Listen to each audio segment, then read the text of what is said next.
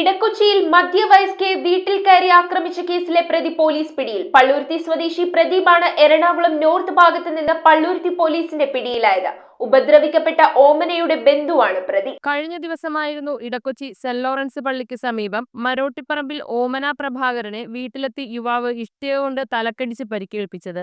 പരിക്കിനെ തുടർന്ന് ഓമന എറണാകുളം ജനറൽ ആശുപത്രിയിൽ ചികിത്സ തേടി. ലഹരി വസ്തുക്കൾക്ക് അടിമയായ വീട് കയറി ആക്രമിച്ച യുവാവിനെ പള്ളുരുത്തി സ്റ്റേഷൻ ഓഫീസർ മുഹമ്മദ് നിസാറിന്റെ നേതൃത്വത്തിൽ പ്രൊബേഷൻ SI അശ്വിൻ ബിനു, CPOമാരായ Aneesh CK, Bibin KS, Subhash KA എന്നിവരടങ്ങുന്ന സംഘമാണ് എറണാകുളം നോർത്ത് ഭാഗത്തു നിന്ന് പിടികൂടിയത്. പള്ളുരുത്തി SDPY സ്കൂളിന് സമീപം തോടിയിൽ പ്രദീപാണ് പോലീസ് പിടിയിലായത്. പ്രതിയെ കോടതിയിൽ ഹാജരാക്കി റിമാൻഡ് ചെയ്തു. News bureau, Kochi.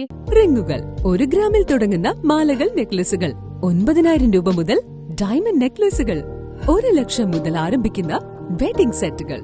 കൂടാതെ നിങ്ങളുടെ പഴയ സ്വർണത്തിന് ഏറ്റവും ഉയർന്ന മൂല്യവും. Maharaja gold and diamonds,